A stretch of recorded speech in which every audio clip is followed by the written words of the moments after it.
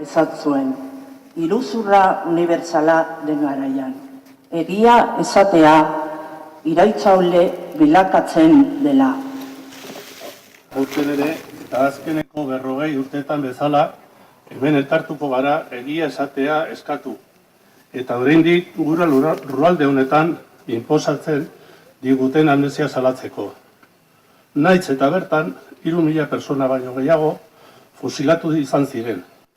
Amnesia horrek, gertakariak banan hartzera kondenatzen gaitu. Bi bandoak parekatzera kondenatzen gaitu. Gauza kargatik gertatzen direla sinestera kondenatzen gaitu. Finean, iragana eta oraina bereiztera kondenatzen gaitu. Hori gutxi balitz bezala, inolako lotsarik gabe ezkutatzen digute oraingo gertakariak erabat lotuta daudela 1996ko estatu golpearen ondoren ezarritako erregimen politiko eta ekonomikoari. Bere barnean indarkeriaren DNA zuen erregimenari alegia.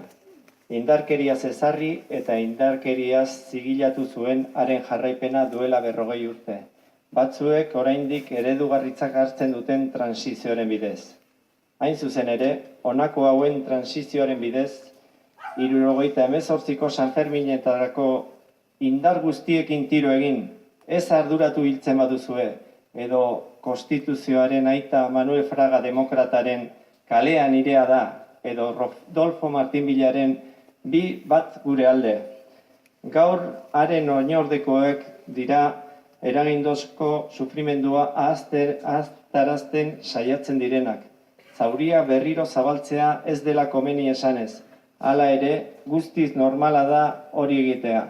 Izan ere, zer esango dute bada gerrako presoen lan gogorrari esker aberastu ziren elite ekonomikoek? Zer esango du Elizak, kontuan hartuta abestiak dion bezala, hari eman zitzaiola etorkizuneko agintariak prestatzeko eskumena? Eta jakina, zer esango dute epaileek? Edo eta polizia egiturek?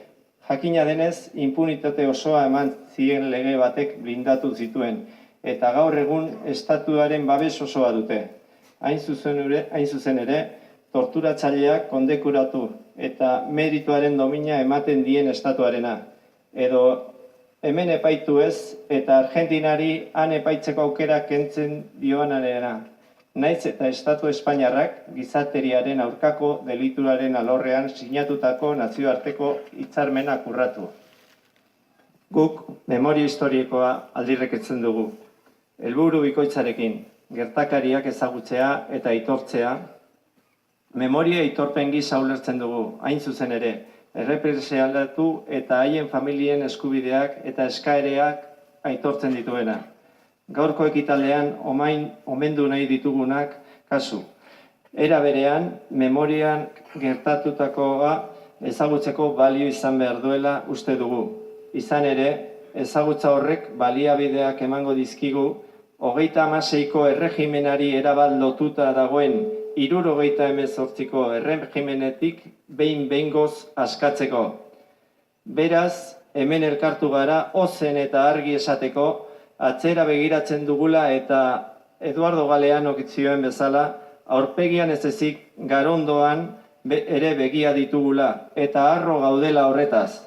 Izan ere, memoria historikoaren bidez, soilik jakingo dugu zer gertatu zen iraganean. Oraina ulertu eta etorkizunari osotasun osoz heldu ahal izango diogu azkenean. Eskerrik asko guztioi etortzeagatik.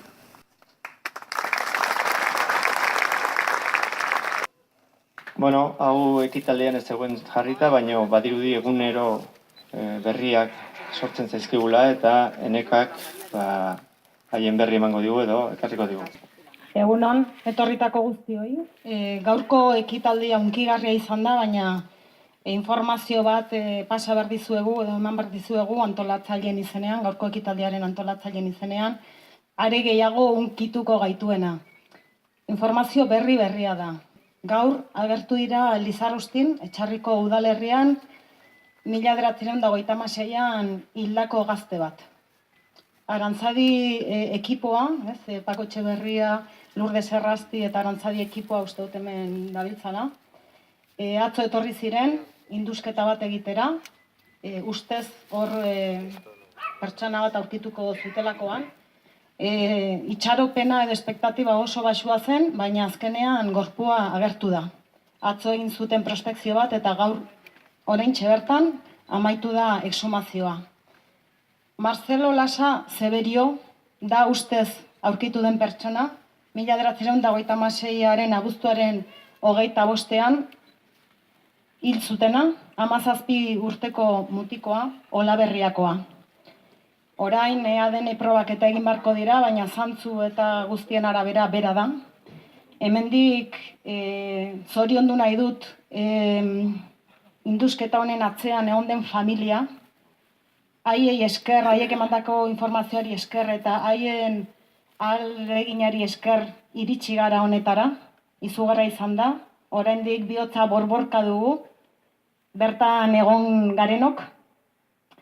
Eskertu nahi dut baita ere lekukoa, gorpua aurkitzera eraman gaituen edo lekukoa da Francisco Lakuntza Larraza, ia 80 urte dituen etxarriarra, Lizarrustin bizi zena orduan eta 6 urte zituenean ikusi zuen gertatutakoa.